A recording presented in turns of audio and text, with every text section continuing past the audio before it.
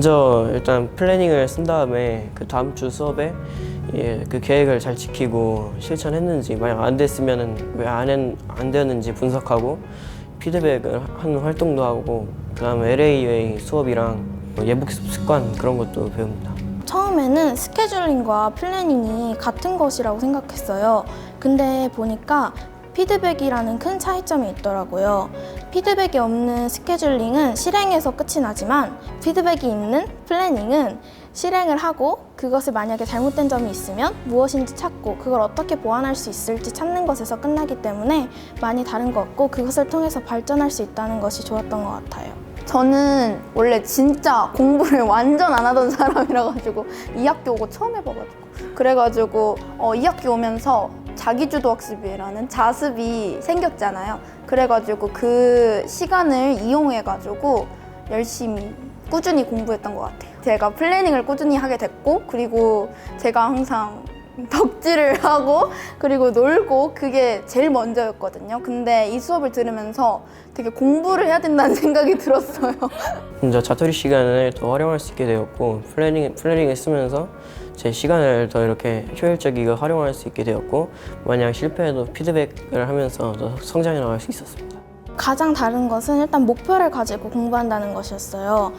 그날 또는 그 시간에 뭐를 공부해야 할지 다 계획이 되어 있으니까 그대로 실행하면 됐고, 다음 것에 대한 생각을 안 해도 돼서 그 시간에는 공부한테만 집중할 수 있었어서 좋았던 것 같아요.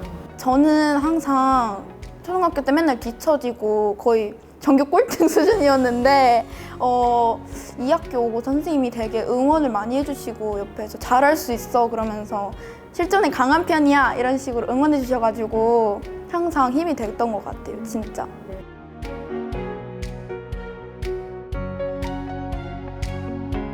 우리는 망각 능력이라는 게 항상 있어요.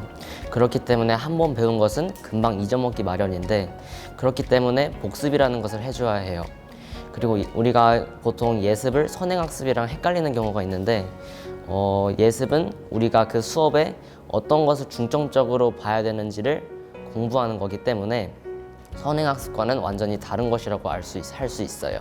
예습을 하면 이제 그 수업에 어떤 것을 해야 되는지 잘 알 수 있고, 복습을 하게 되면 그 복습한 내용이 머릿속에 남아서 나중에 시험 볼 때까지 이제 머릿속에 남는 경우가 많기 때문에, 그 예습과 복습의 중요성은 상당하다고 저는 생각합니다.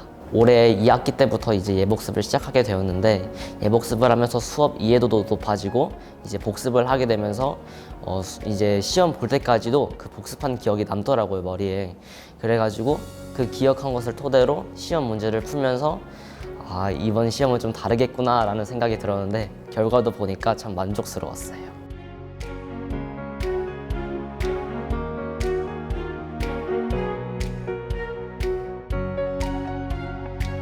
LAUA는 리스닝 듣기, 그리고 asking 질문하기, 그리고 understanding 이해하기, answer 대답하기를 통해 수업 시간의 주인공이 될 수 있는 습관을 말합니다.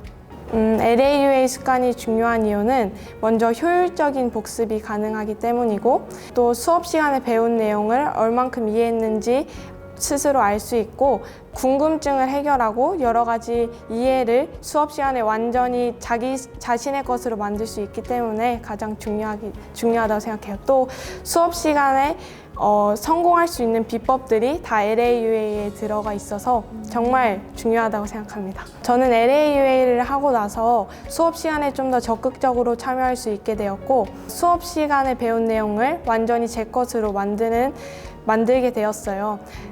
그래서 저는 수업 시간에 궁금하지만 질문을 하지 못했던 것들을 질문할 수 있게 되었고, 그것을 통해 자연스럽게 이해도 따라왔어요. 확실히 1학기 때보다도 성적이 좀 더 오른 것 같아요.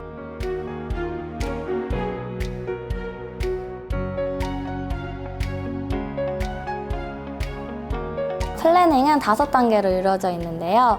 첫 번째는 목표 세우기, 두 번째는 자신에게 맞는 공부법을 찾아서 전략 세우기. 세 번째는 자신에게 주어진 시간 파악해서 시간 배치하기. 네 번째는 실행하고, 다섯 번째는 실행 결과를 분석해서 다음 계획에 반영하는 피드백하기입니다. 이렇게 5단계에 대해서 플래닝 수업 시간에 배우고 이를 실제로 적용하는 것을 배웁니다. 여기 보시면 주간 가용 시간, 목표 셀공 시간, 실제 셀공 시간 이렇게 돼서 공부 시간을 체크할 수 있고요. 여기에는 어떤 과목을 어떻게 공부할지 하고 이에 따른 달성률을 체크할 수 있어서 한 주 동안 어떤 공부를 했는지 한눈에 볼 수 있는 것이 특징입니다. 꾸준히 하는 것이 가장 중요하다고 생각해요. 그래서 처음에 일주일은 한다고 마음먹으면 잘 하지만 그 이후부터는 흐지부지 되기 마련이잖아요. 그래서 공부량을 일단 자신이 정말 할 수 있는 것만큼 조금만 잡아서 꾸준히 해서 성취감을 맛보다 보면 플래닝의 재미를 느낄 수 있을 거라고 생각합니다. 제가 이 수업 시간을 통해서 플래닝의 5단계를 정확하게 배우고 적용해 볼 수 있어서 아주 좋았고요. 이런 기회가 예담학교에 있어서 너무 좋고 이 5단계를 통해서 제가 이번 시험 성적도 많이 올랐단 말이에요. 그래서 다른 친구들한테도 꼭 추천해주고 싶은 플래닝 방법입니다. 주간 플래닝이랑 피드백을 활용해서 학습 계획을 세우고 또 시험 준비를 효율적으로 준비할 수 있는 수업입니다. 일주일간 공부한 것을 되돌아보면서 이런 부분에서는 내가 굿포인트라고 생각해 아니면 배드포인트라고 생각해 라고 떠올리면서 그 배드포인트를 보완하기 위해서 적고 그리고 실행에 옮기다 보니까 공부를 좀 더 효율적으로 할 수 있었고 제 약점을 보완할 수 있었습니다. 제가 원하는 대학교를 가기 위해서 어떤 과목을 공부하는 것이 유리한지 그리고 또 얼마나 공부를 해야 되는지 공부량도 알려주셨고 공부 방법을 통해서 제가 많은 것을 배웠습니다. 저는 평소에 다이어리를 쓰거나 계획을 하는 것을 엄청 좋아했는데 시간 일기를 적는 것이랑 플래닝 하는 것도 제가 해야 되는 공부를 미리 계획하고 또 오늘 있었던 일을 작성하는 과정이잖아요. 제가 하던 계획을 좀 더 체계적으로 습관으로 만들 수 있는 과정이어서 좀 더 즐거웠던 것 같습니다.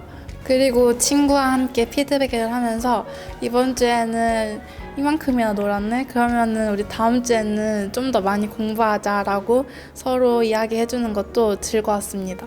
일단 제가 진로 수업을 통해서 뚜렷한 목표가 생겼기 때문에 그 공부에 흥미가 생겼는데 이렇게 공부를 하나도 안 한 상태에서 공부를 하려고 하다 보니까 어떤 것부터 해야 될지 몰라가지고 많이 불안했었는데 그 진로 선생님한테 그래서 도움을 요청한 것 같습니다. 이전에는 수업 시간에 수업을 잘 안 들었다며 이제는 수업 시간에 절대 자지 않고 필기를 하면서 그렇게까지 공부를 할 수 있게 되었습니다. 또한 시험 플래닝을 통해서 구체적으로 공부할 수 있는 시간이 되었던 것 같습니다. 이전에는 하지 않았던 주간 계획이나 월간 계획을 하면서 제가 부족한 공부를 더 할 수 있었고 또 과목당 필요한 시간을 계산하다 보니까 전체적인 관점에서 어떻게 봐야 되는지 알 수 있게 된 것 같습니다. 시험 플래닝은 시험 4주에서 6주 전에 각자 목표를 정하고 각자 공부해야 할 양을 계산해서 플랜을 짜는 수업이에요. 이 수업을 통해서 각자 어떤 방향으로 한 달 동안 공부를 해야 하는지 방향을 잡을 수 있어요.